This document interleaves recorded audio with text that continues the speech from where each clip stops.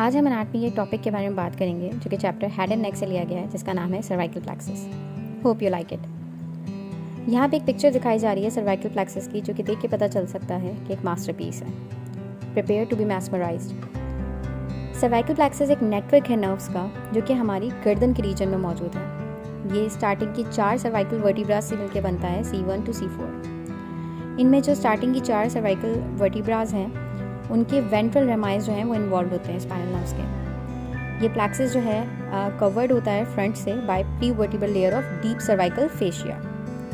इसके अलावा carotid sheet के अंदर ये इंटरनल जुगुलर वेन से भी रिलेटेड होता है। ये सप्लाई करेगा आपकी स्किन को, आपके मसल्स को हेड, नेक और शोल्डर रीजन के अंदर। इसके अलावा एक ये लूप फॉर्म करता है जो कि हमारे पास लेवेटर स्कैपुली और स्क्लेनस मीडियस मसल के फ्रंट पे लाई करेगा। So here is a picture where you can see कि सर्वाइकल प्लेक्सस जो है नेक रीजन के अंदर किस तरह से मौजूद है।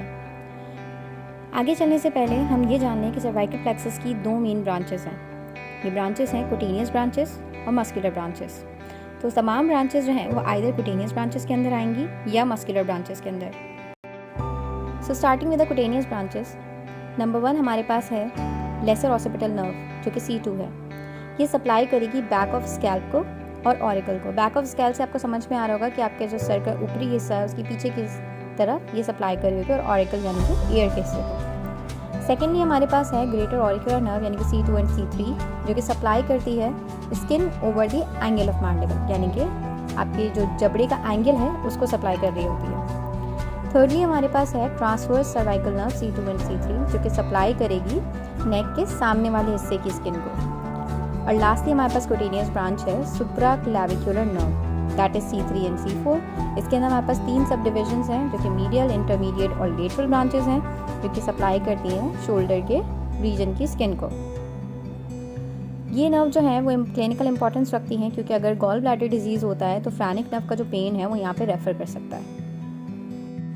अब चलते हैं मस्कुलर ब्रांचेस की तरफ नेक की। तो हमारे पास यहाँ पे हैं प्रीवर्टिब्रल मसल्स की नर्व्स, इसके अलावा स्टर्नोक्लेइडोमास्टोइड की, लेवेटर स्कैपुली की एंड ट्रेपीजियस की। तो अब इसके साथ साथ हम थोड़ा सा उस लूप के बारे में समझ लेते हैं जो हमने बात की थी स्टार्टिंग में, कि लेवेटर और स्क्लेनाई के जो करीब में होता है, फ्रंट पे होता है। तो यहाँ पे अगर उस लूप की बात करें तो स्टार्ट इस तरह से होता है कि हमारे पास C1 से एक ब्रांच निकलती है जो कि हाइपोग्लॉसल नर्व को टच करती है, यानी कि ज्वाइन करती है, और फिर उसके बाद वो नीचे की तरफ चली जाती है हाइपोग्लॉसल नर्व्स को लीव करते हुए। ठीक है, नीचे जाके ये C2 और C3 से यूनाइट करेगी, और ये C1, C2, C3 मिला के एक एंसा सर्विकैलिस बनाएंगे जो कि एक लूप फॉर्म कर रहा है। ये एंसा सर्विकैलिस जो है वो हमारे पास सप्लाई करेगा omohyoid muscle, sternohyoid muscle and sternothyroid muscle को। इसके अलावा अब जो C1 की फाइबर्स जो हाइपोग्लॉसल नर्व से मिले थे और फिर लीव कर गए थे साइड से, वो सप्लाई करेंगे थायरोहायोइड और जीनोहायोइड मसल को। लास्टली हमारे पास जो सबसे इंपॉर्टेंट ब्रांच है muscular branch to diaphragm, that is phrenic nerve. Phrenic nerve जो है वो नेक के रीजन से अराइज होती है C3, C4 and C5 cervical nerves के अंदर से। ठीक है, ये प्लेक्सस फॉर्म होता है।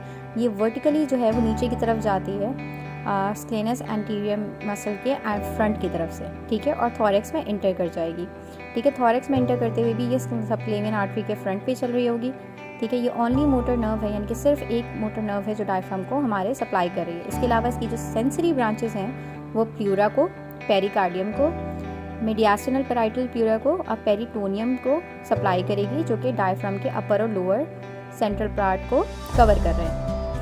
तो अगर अब हम इस बात को देखें कि अगर फ्रैनिक नर्व की इंजरी होती है तो हमारे पास पैरालिसिस ऑफ डायफ्राम हो जाता है। ठीक है, ये anterior एमाय C3, C4 and C5 से बन रही थी सर्वाइकल नर्व से, इसीलिए बहुत क्लिनिकल इंपॉर्टेंस रखती है, क्योंकि ये सोलली एक नर्व है जो कि सप्लाई कर रही है डायफ्राम के मसल को। सो हर साइड की फ्रैनिक नर्व उसी साइड के डायफ्राम को सप्लाई करेगी, हाफ डायफ्राम को। फॉर एग्जाम्पल राइट जो फ्रैनिक नर्व है वो राइट हाफ ऑफ डायफ्राम को सप्लाई कर रही है, लेफ्ट फ्रैनिक नर्व जो है वो लेफ्ट हाफ ऑफ डायफ्राम को सप्लाई कर रही है। सो अब ये इंजरी होगी कैसे? ये इंजरी इस तरह से हो सकती है कि अगर नाक में जो है कोई पेनिट्रेटिंग वुंड हो जाता है, यानी कि नाक को कोई चीज़ रप्चर कर जाती है, अंदर तक चली जाती है कोई चीज़, ठीक है, तो उससे जो है ये नर्व जो है वो डैमेज हो सकती है और डायफ्राम पैरालाइज हो सकता है। अब डायफ्राम अगर पैरालाइज हो जाएगा तो इससे होगा क्या? डायफ्राम अगर पैरालाइज हो जाएगा तो डायफ्राम का मसल जो है वो रिलैक्स हो जाएगा, और रिलैक्स होने की वजह से क्या होगा कि अब जो एब्डोमिनल प्रेशर था हमारे पास नीचे, वो पॉजिटिव एब्डोमिनल प्रेशर उसको ऊपर की तरफ पुश करेगा थॉरेक्स में, नीचे प्रेशर ज़्यादा हो जाने की वजह से, ठीक है। तो जब वो ऊपर की तरफ पुश करेगा तो जो आपका लंग का लोअर लोब है, जिस साइड की भी डायफ्राम डैमेज हुई है वो काम नहीं कर रही है, रिलैक्स हो गई है, तो वो जो है कोलैप्स हो जाएगा, ठीक है। यानी कि आपका लोअर लोब जो है लंग का वो कोलैप्स हो जाएगा। अब देखा यह गया है कि 1/3 ऑफ पर्सनस के अंदर जो है हमारे पास एसेसरी फ्रेनिक नर्व होती है, ठीक है। ये क्या होती है कि हमारे पास 5th सर्वाइकल नर्व से एक नर्व निकल के जो है वो सब क्लेवियस को मिल रही होती है, और फिर वो जाके जो है वो सब क्लेवियस में से जो है वो निकल के फिर जाके वो एंड में ज्वाइन करेगी मेन फ्रेनिक नर्व के ट्रंक को थॉरेक्स के अंदर, ठीक है। So here is a quick summary tabular form के अंदर कि हमने क्या देखा।